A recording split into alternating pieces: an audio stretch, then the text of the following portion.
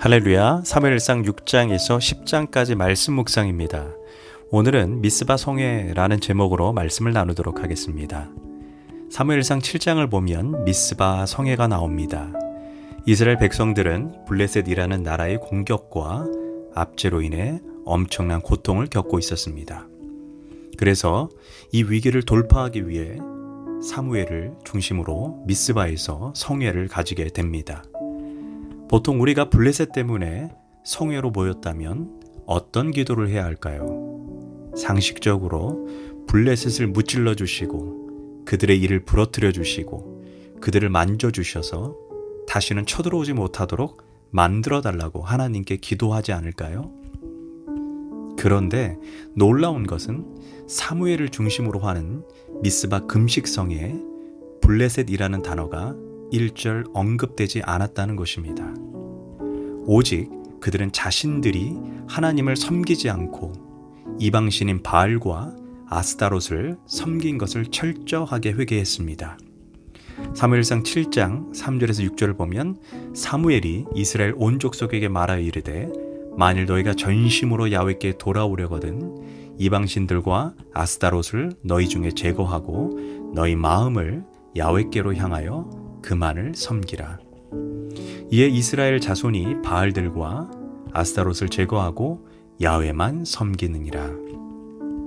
사무엘이 이르되 온 이스라엘은 미스바로 모이라. 내가 너희를 위하여 야훼께 기도하리라 하매 그들이 미스바에 모여 물을 길어 야훼 앞에 붓고 그날 종일 금식하고 거기에서 이르되 우리가 야훼께 범죄하였나이다 라고 그들은 기도했습니다. 더욱 놀라운 것은 이렇게 하나님과의 관계가 올바르게 회복되었을 때 놀라운 사실은 사무엘이 사는 날 동안 블레셋이 20년 동안 이스라엘을 쳐들어오지 않았다라고 성경은 말하고 있습니다. 여기에서 우리가 깨닫게 되는 진리는 하나님과의 올바른 관계가 회복될 때 인생에 찾아온 수평적인 문제들이 저절로 회복되어진다는 것입니다. 그래서 문제가 찾아왔을 때 그 문제 자체에 집중하고 그 문제를 가지고 싸우고 소리를 질러봤자 문제는 해결되지 않습니다. 중요한 것은 인생이 크고 작은 어떤 문제든지 어쩌면 그 문제의 시작이 하나님과의 수직적인 관계가 무너짐으로 인해 찾아왔을 수도 있다는 것입니다. 때때로 하나님과의 수직적 관계가 회복되어질 때 인생에 찾아온 수평적인 문제가 나도 모르게 저절로 해결되어짐을 경험하게 됩니다. 혹시 인생에 끊임없이 대적자들이 일어나고 가정의 문제, 사업의 문제, 자녀의 문제, 질병의 문제가 나를 공격하고 있다면 지금 당장 그 문제에 집중하는 기도를 멈추십시오. 그리고 먼저 하나님과의 수직적인 관계에 집중하십시오. 그것이 문제를 근본적으로 해결하는 방법입니다.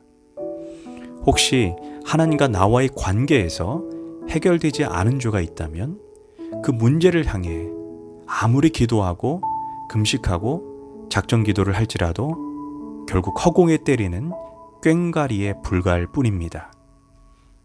만약 해결되었다 할지라도 근본적인 하나님과의 관계의 회복이 없이 문제가 해결됐다면 또다시 그 문제는 반복되어질 것이고 인생의 올무가 될 것입니다. 과거 4,000년 전에 여호수아는 이스라엘의 영도자였던 모세가 죽고 이제 리더가 되었습니다. 여호수아를 중심으로 가나안 땅과의 전쟁을 위해 요단강을 건너야 합니다. 얼마나 두려웠던지 하나님은 여호수아에게 5번이나 반복해서 두려워 말고 담대하라 라고 말씀하십니다. 그러면서 여호수아 1장 8절을 여호수아에게 주신 것입니다. 이 율법책을 내 입에서 떠나지 말게 하며 주야로 그것을 묵상하여 그 안에 기록한 대로 다 지켜 행하라. 그리하면 내 길이 평탄하게 될 것이며 내가 형통하리라. 즉 율법을 주야로 묵상하고 그 말씀을 가슴에 새기고 그 말씀대로 지켜 살아갈 때 바로 하나님과의 수직적인 관계가 올바로 세워질 때 하나님은 이렇게 말씀하십니다. 그리하면 내 길이 평탄하게 될 것이며 내가 형통하리라. 즉 인생에 찾아오는 수평적인 문제들인 사업이 형통하고 자녀가 형통하고 건강이 형통하고 너가 가는 모든 장소에 형통의 축복을 주시겠다는 것입니다. 그래서 우리가 인생을 살면서 가장 어리석은 기도는 하나님과의 수직적인 관계는 올바로 세워져 있지 않으면서 나의 사업이 잘 되게 해주시고 나의 결혼 생활이 형통하게 해주시고 내 몸의 질병을 치유해달라고 간구하는 기도, 이런 기도는 가장 어리석은 기도입니다.